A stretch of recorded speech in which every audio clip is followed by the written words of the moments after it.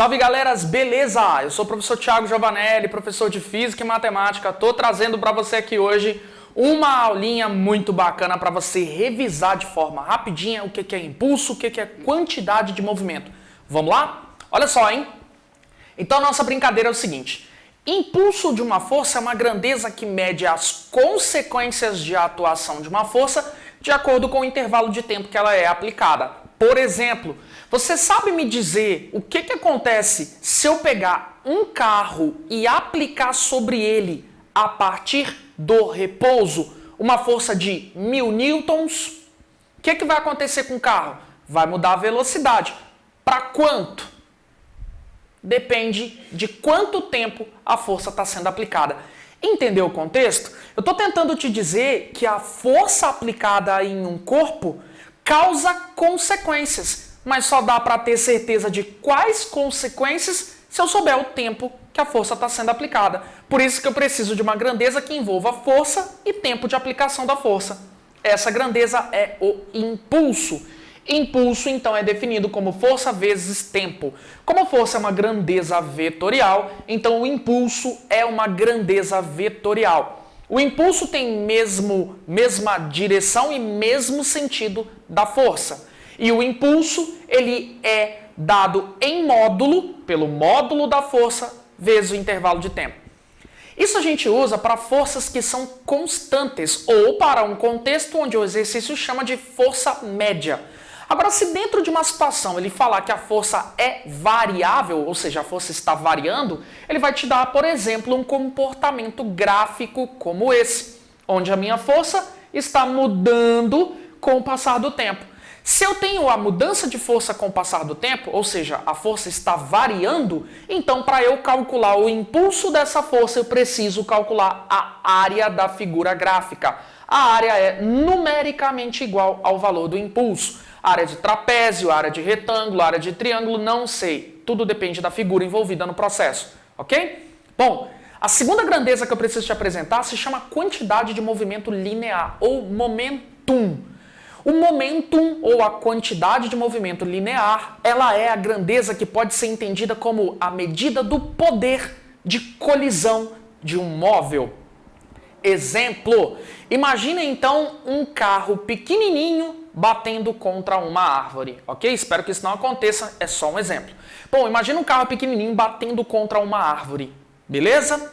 Agora você vai imaginar um carro com a mesma velocidade, só que com massa 10 vezes maior.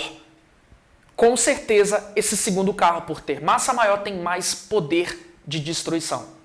Agora imagina que eu tenha dois carros de mesma massa, só que com velocidades diferentes. Quem causa mais destruição caso haja colisão? O cara de velocidade maior.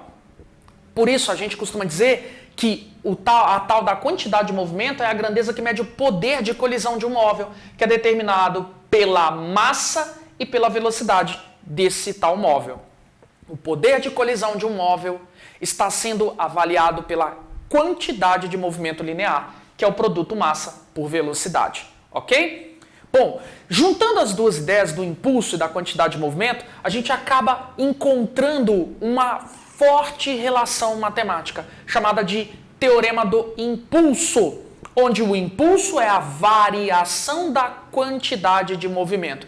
Ou seja, basicamente o que eu estou tentando te dizer é que esse tal de impulso, que é aquela grandeza que fala da força associada a tempo, indica para você o quanto de quantidade de movimento eu posso variar.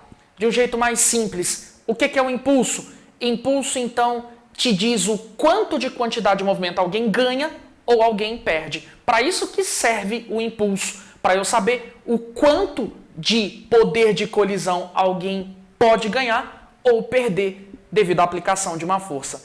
Legal, né? Bom, e tudo isso pode ser juntado, né, agrupado para poder apresentar as lógicas das colisões.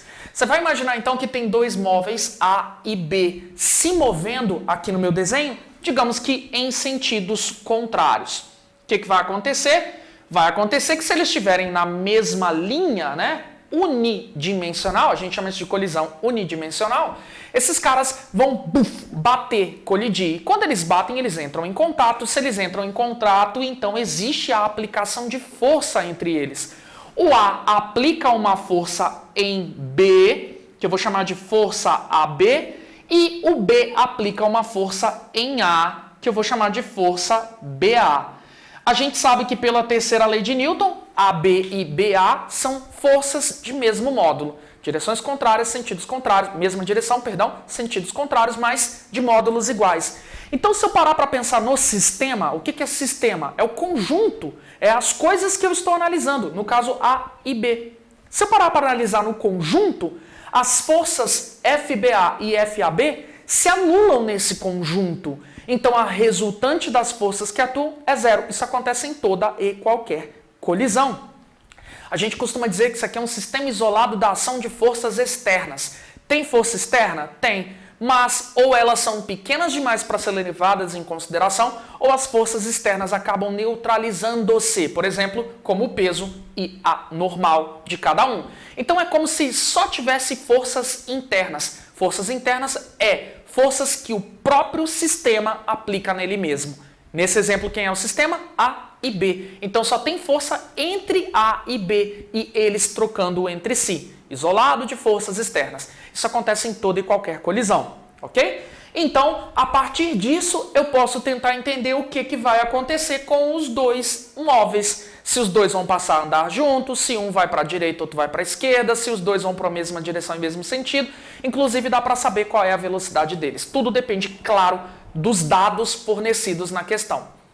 Para eu trabalhar com a colisão, a gente usa uma regrinha conhecida como princípio da conservação da quantidade de movimento.